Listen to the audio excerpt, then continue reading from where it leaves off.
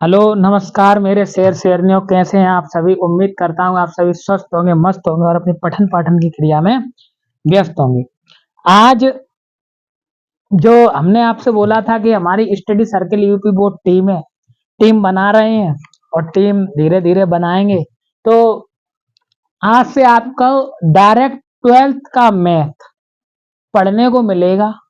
पहले आपको एक इंट्रो वीडियो मिल जाएगी, ठीक है, और उसके बाद आपको एक एक सवाल इसी चैनल पर आपको मिल जाएगा। पहले आपको 12th का मिलेगा, उसके बाद जो फर्स्ट ईयर का मैथ पढ़ाने आएंगे वो अलग टीचर आएंगे, 12th के अलग टीचर हैं, ठीक है।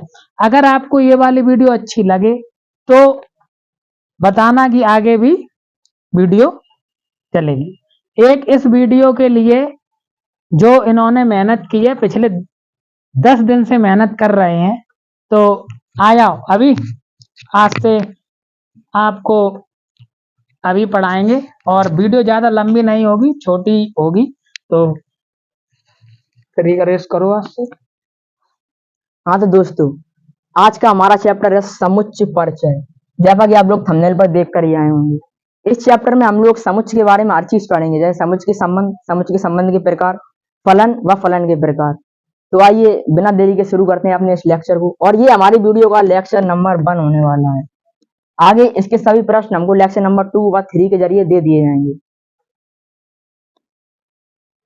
सबसे पहले हम देखेंगे हमको क्या क्या पढ़ना है। सबसे पहले हमको समुच्चय, ये इस चैप्टर से सबसे इम्पोर्टेंट टॉपिक यही है। अगर आपको ये नहीं आता तो आप कुछ नहीं कर पाएंगे। इसके बाद समुच्चय के संबंध, और संबंध के बाद हमको पढ़ना है कार्य या फिर फलन। आइए, समुच्चय गणित की आधारशिला है। इसकी परिभाषा, अच्छी तरह परिभाषा, वस्तुओं के संग्रह को समुच्चय कहते हैं। अच्छी तरह परिभाषित वस्तुओं के संग्रह को समुच्चय कहते हैं। इसे हमें हमेशा बड़े अंग्रेजी अक्षरों से दर्शाया जाता है। जैसा कि देखें, ये है समुच्चय, ये हमारा संख्याओं का समुच्चय है। इसे हम इस प्रकार लिख सकते हैं, ये बराबर, हमेशा समुच्चय को कैपिटल लेटर से ही प्रदर्शित किया जाता है। ये हमारा स्वरों का समुच्चय, ये हमारे इंग्लिश वर्ड के स्वर ए ई आई ओ यू स्वरों का समुच्चय है। इसे भी हम लोग बी के कैपिटल बी द्वारा प्रदर्शित कर सकते हैं। ये हमारा भारत राज्य का समुच्चय, ये भौगोलिक समुच्चय है। इसे हम सी द्वारा प्रदर्शित कर सकते हैं, कैपिटल सी। आगे, समुच्चय के प्रकार। यहाँ पर हमें समुच्चय की अभी ये 4 हैं, ये इन 4 प्रकारों को सही से पढ़ना है। और ये समुच्चय के आधार, ये संरचना के आधार पर है, ये आकार के आधार पर। सबसे पहले रिक्त समुच्चय। रिक्त समुच्चय हमारा वो होता है जहां पर, रिक्त समुच्चय वो होता है जिस समुच्चय में कोई भी अवयव नहीं होता। जैसे कि example, A is equal to, इसमें कुछ है ही नहीं, तो इसको हम फाई से प्रदर्शित करते हैं। और अब ये हमारा हुआ एकल समुच्चय। एकल समुच्चय जिसमें सिर्फ हमारा एक अवयव हो, जैसा कि आपको उदाहरण दिया ही गया है, ए इज इक्वल टू 5। ठीक, अब ये आ गया हमारा सीमित समुच्चय।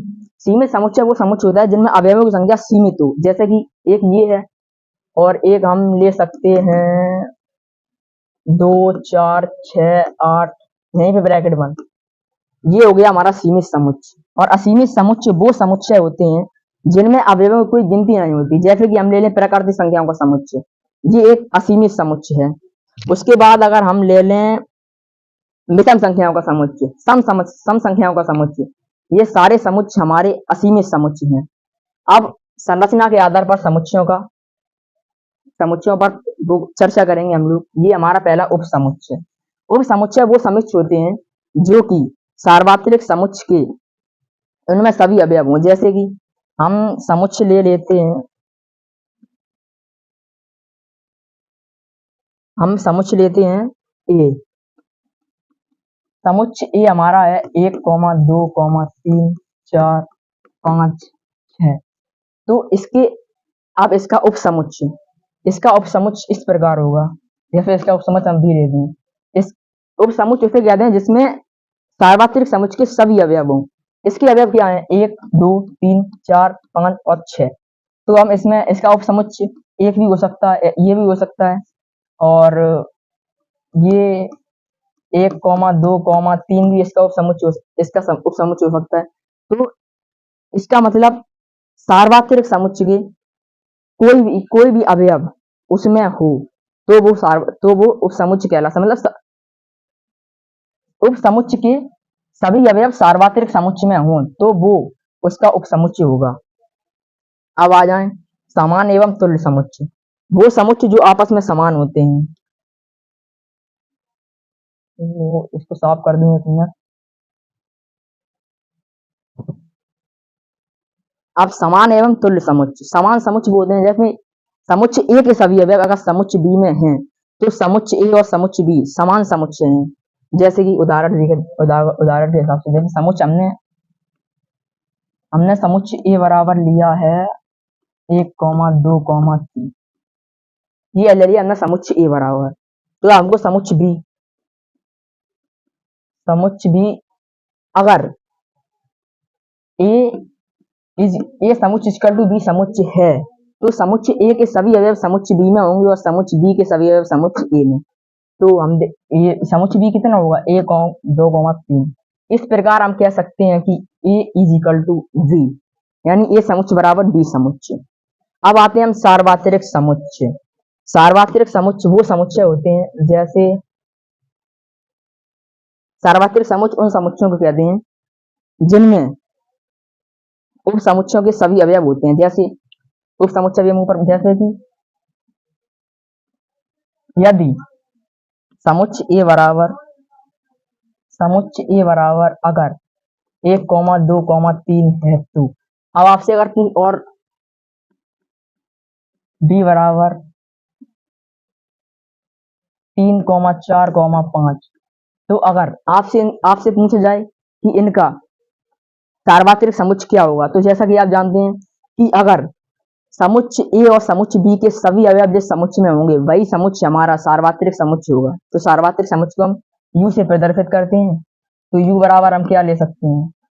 ए के सभी अवयव व बी के सभी अवयव। तो ए के सभी अवयव बी के सभी अवयव। और समुच्चय में हम हमेशा एक अवयव को एक ही बार लिखते हैं। अगर हम यहाँ पर 3, 3 कर दें तो ये हमारा सही नहीं होगा, ये हमारा अनकरेक्ट हो जाएगा। सार्वत्रिक समुच्चय आप लोग समझ चुके हैं। अब आगे बढ़ते हैं। आगे हमारा घात समुच्चय। घात समुच्चय वो समुच्चय होता है जिसमें कि जैसे मतलब पी और ए जिसमें सभी उपसमुच्चय हों। ठीक, चलो नेक्स्ट।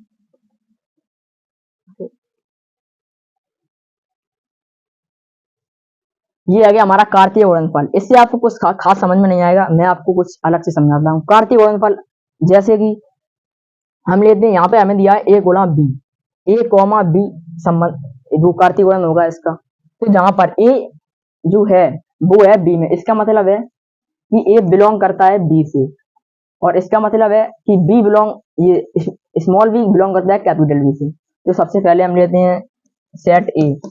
सेट ए में अगर हम ले लें A comma B comma C तो set B is equal to हम ले लें D comma E comma F. तो अगर हम इसका ए कार्तीय गुणन लिखेंगे तो हमारा इस प्रकार लिखा जाएगा A multiply B is equal to समुच्चय ए के सभी अवयवों गुणा समुच्चय बी के सभी अवयवों करना है। जैसे कि हम इसको इस प्रकार लिख दें, ये ए है, इसको इस प्रकार लिखें तो सही से समझ में आ जाएगा आपको।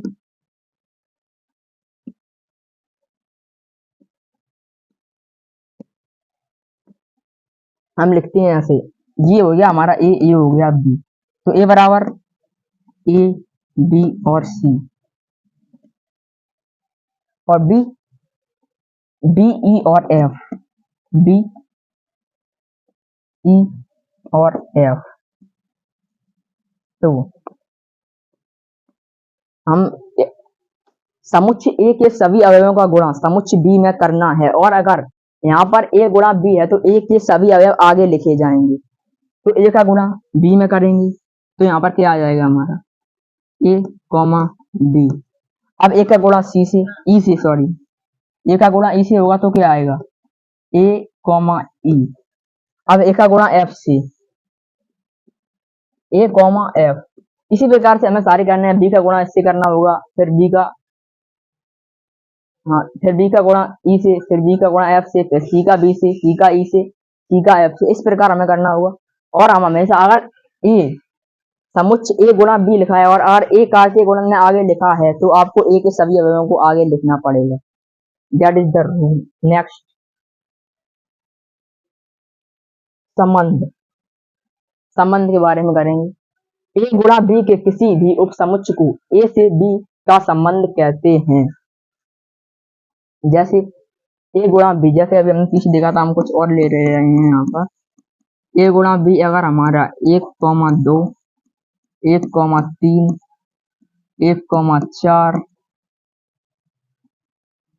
1,6 2,4 इस प्रकार हम ए गुणा बी लेते हैं तो ए गुणा बी के ए से बी का संबंध कहते हैं। ये सभी उपसमुच्चय, इसका उपसमुच्चय क्या होगा आगे हम लोग ये बात पढ़कर आए हैं कि उपसमुच्चय क्या होगा इसका। तो इसके उपसमुच्चय वही तो होंगे जिनमें इसके सभी अवयव हों या कुछ अवयव हों। तो ए मल्टीप्लाई बी का उपसमुच्चय, उपसमुच्चय को इस चिन्ह से डिनोट करते हैं।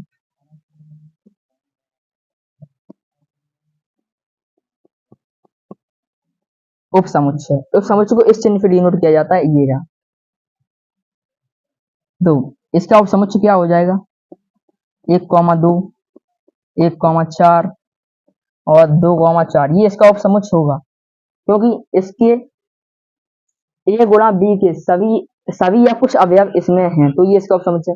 तो अब इसमें हम देखेंगे कि किसका संबंध किससे है। एक का संबंध 2 से है, जैसा कि आप देख सकते हैं, और एक का संबंध 4 से भी है। इसको ऐसे नहीं, ऐसे ले। सबसे पहले ए के सभी अवयवों को लिखो। ए के अवयव क्या है, 1 है और 2 है, क्योंकि हम इसमें सभी को 2 बार नहीं लिख सकते। यहाँ पर एक बार है तो हम 2 बार है तो यहाँ पर हम 1 ही बार लिखेंगे। अब आ जाएगी बी। बी के अवयव क्या है 2 4 व 4, तो 2 4 बार है तो 4 को 1 ही बार लिखा जाएगा, 2 और 4। तो अब इसमें देखिए किसका संबंध किससे, देखिए एक का संबंध 2 से है, एक का संबंध 4 से है, 2 का संबंध 4 से है। इसी को हम संबंध कहते हैं। नेक्स्ट इसे भी समझ लो। एक का संबंध 2 से, 1,2 लिखेंगे इसे। 2 का संबंध 4 से, 2,4 लिखेंगे इसे। 3 का संबंध 6 से। तो इसमें आप संबंध है कैसे ये भी देखना है। समुच्चय ए, समुच्चय बी, समुच्चय बी,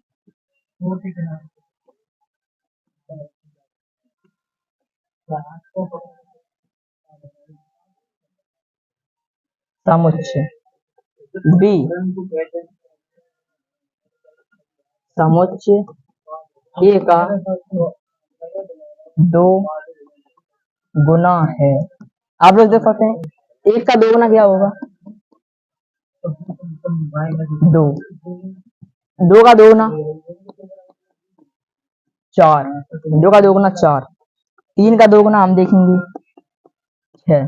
अतः इससे हमें मतलब है कि ए से बी का संबंध कुछ इस प्रकार है कि समुच्चय बी समुच्चय ए का 2 गुना है। तो इस संबंध को इस प्रकार भी लिख सकते हैं, R is equal to X, नहीं सॉरी चलो हम लिख एक्स कॉमा वाई, और x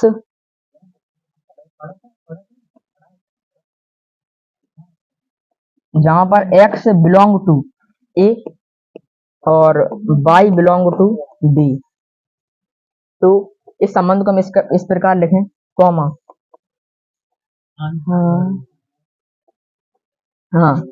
x 2x is equal to Y. इस संबंध को हम इस प्रकार भी लिख सकते हैं। ये है हमारा संबंध। संबंध क्या है 2x is equal to Y. 2x, अरे चलो ऐसे देख लो तुम,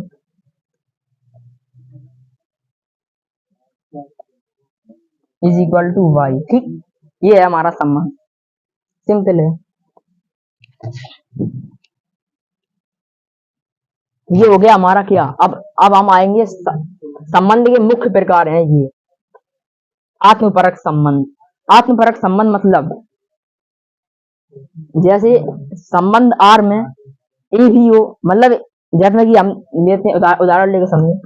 ए बराबर अगर 1,1 2,3 है तो इसका आत्मपरक संबंध क्या होगा। तो आर आर कौन सा आर है ये, आत्मपरक आर इज इक्वल टू ए और ए दो, मतलब कि एक अवयव दोनों जगह पर हो।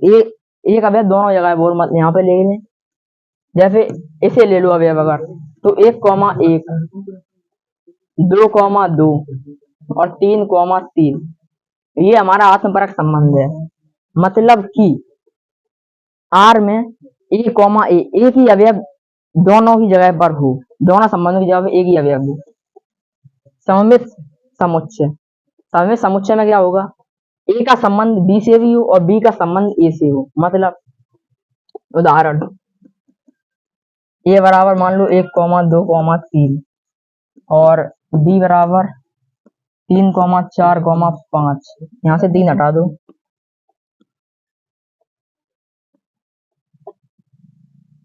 4,5,6। अतः यहाँ पर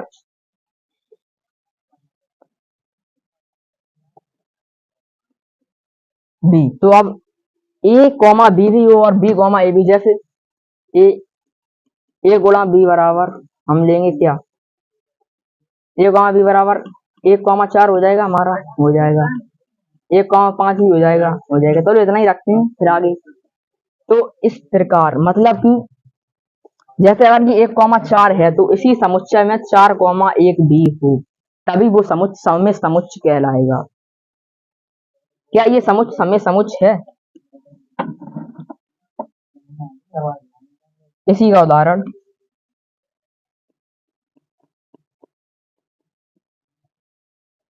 4,1 2, सॉरी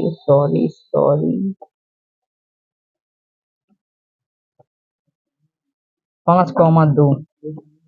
क्या ये संबंध सममित संबंध है, नहीं है, क्योंकि यहाँ पर 4,1 हम देख सकते हैं 4 अवयव है बी का और 1 अवयव है ए का, और 5,2 5 अवयव है बी का और 2 अवयव है ए का। यहाँ पर ना तो हमारा 1,4 लिखा है और ना ही 2,5, अतः ये संबंध सममित संबंध नहीं है। अब आ गए संक्रमक संबंध। संक्रमक संबंध में इसी प्रकार है, बस इसमें हमारे 3 समुच्चय होंगे, समुच्चय ए, समुच्चय बी और समुच्चय सी। तो इसी प्रकार ए का संबंध बी से भी होगा, बी का संबंध सी से होगा। एक मतलब कि ए का संबंध बी से भी होगा, बी का संबंध सी से होगा और ए का संबंध सी से भी होगा। इस प्रकार इस संबंध को हम संक्रमक संबंध कह सकते हैं। अब आ जाए हम लोग कार्य, बोले तो फलन। कार्य को हम लोग फलन भी कहते हैं। फलन एक प्रकार का खास संबंध होता है, जैसा कि ऊपर यदि एक प्रत्येक अवयव का संबंध बी के केवल एक अवयव से हो तो उस कार्य को उस अवयव तो उसे हम फलन कह सकते हैं। फलन या फिर कार्य, कुछ भी फलन भी कह सकते हैं। ठीक, तो यहाँ पर आप देखिए मतलब कि समुच्चय ए के एक अवयव का संबंध समुच्चय बी के एक अवयव से ही हो। समुच्चय ए, जैसे ये एक है, इसका संबंध अगर हम 4 से कर देंगे तो ये संबंध हमारा कार्य या फलन नहीं रहेगा। यहाँ पर देखें एक का संबंध 2 से है, एक का संबंध सेट ए के अवयव का सेट बी के एक ही अवयव से संबंध है, तो ये सम में है। देखिए 2 का संबंध 4 से और 3 का संबंध 6 से, तो ये हर एक अवयव का संबंध एक एक से है, तो ये समुच्चय है। अब यहाँ पर ये कार्य नहीं है, केवल संबंध है। कैसे है, एक का संबंध x से भी है और एक का संबंध y से भी है।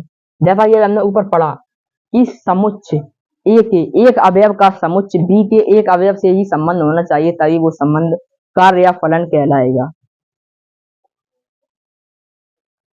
अब कार्य के प्रकार। एक फलन, एक फलन का मतलब एक का अवयव समुच्चय। हाँ, एक बात और, अगर समुच्चय ए के एक अवयव का संबंध समुच्चय बी के एक अवयव से है तो संबंध कार्य है। और अगर संबंध समुच्चय ए के एक अवयव का संबंध समुच्चय बी के दो अवयवों से है तो ये कार्य नहीं है। बट अगर समुच्चय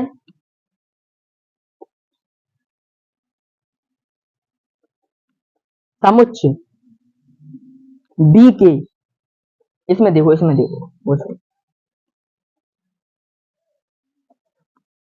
अगर समुच्चय बी का संबंध समुच्चय ए के, तो छोड़ो, इन दोनों को छोड़ो, समुच्चय ए 1 2 3, समुच्चय बी 4 5 6। देख, एक का संबंध 4 से है, 2 का संबंध 5 से और 3 का संबंध 6 से, तो ये संबंध हमारा कार्य है। पर अगर यहीं पे हम कर दें एक का संबंध 5 से भी कर दें तो ये कार्य नहीं है। और अगर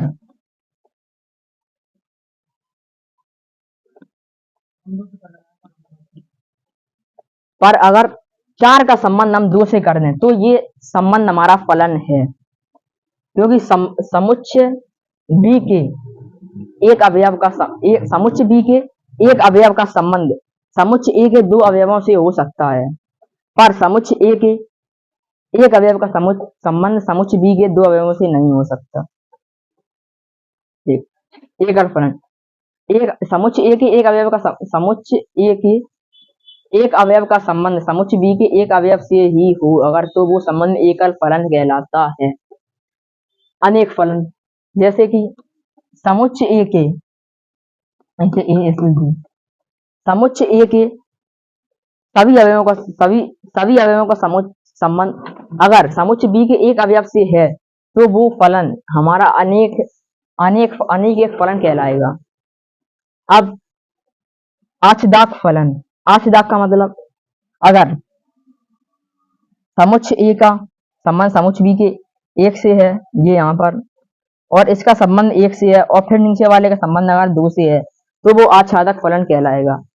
अंतः फलन, अंतः फलन का मतलब अगर समुच्चय ए और समुच्चय बी का संबंध समुच्चय ए के अवयवों का संबंध इस प्रकार है, जैसे इसने भी 2 से संबंध बनाया है और इसका भी 2 से है, तो यानी कि अगर दोनों समुच्चयों में अगर संबंध जैसे कि एक अवयव का 2 से होगा और फिर दूसरे का अवयव फिर समुच्चय बी का भी 2 अवयवों से होगा तो ये संबंध अंतः फलन कहलाएगा। अब तुलनात्मक विश्लेषण संबंध बनाम कार्य। सबसे पहले संबंध और कार्य। तो संबंध और कार्य की मूल प्रकृति, ए गुणा बी का कोई भी उपसमुच्चय संबंध हो सकता है। कार्तीय गुणन ए गुणा बी का कोई भी उपसमुच्चय संबंध हो सकता है, पर एक विशेष प्रकार का संबंध ही कार्य कहलाता है। जैसे ए गुणा बी का कोई भी जैसे ए गुणा बी इज इक्वल टू 1 1,2 2,3 2,4। ये संबंध हमारा ये समुच्चय हमारा संबंध तो है परंतु फलन नहीं है। इसी प्रकार वो प्रतिबिंब का नियम, एक अवयव के अनेक प्रतिबिंब हो सकते हैं, जैसे यानी कि समुच्चय ए का एक अवयव समुच्चय बी के अनेक अवयवों से संबंध बना सकता है, पर यहाँ पर बस समुच्चय ए का एक अवयव समुच्चय बी के एक अवयव से ही संबंध बनाएगा। त्वरण नियम, सभी संबंध कार्य नहीं होते हैं परंतु प्रत्येक कार्य एक संबंध हो सकता है। आज के लिए इतना ही रखते हैं। आप लोगों को वीडियो कैसी लगी और कैसा पढ़ाया, ठीक है, कमेंट में अपनी राय जरूर दें। एक वीडियो 25 मिनट की वीडियो के लिए 20-25 मिनट की ही रिकॉर्ड हुई होगी, उसके लिए 1 हफ्ते से मेहनत कर रहा है। ठीक है, तो आप लोग पहली वीडियो है और शायद ही है जीवन की उसकी पहली वीडियो ऑनलाइन ही है, कहीं किसी को पढ़ाने नहीं गया है वो। ठीक है, तो यही आपको 12th का मैथ पढ़ाएंगे, चाहे कितनी भी आराम आराम से एक एक सवाल को पहले इंट्रो इस तरीके से। आज के लिए इतना ही रखते हैं, मिलेंगे इनकी नेक्स्ट वीडियो में। धन्यवाद। पंखा जला दो चाचा।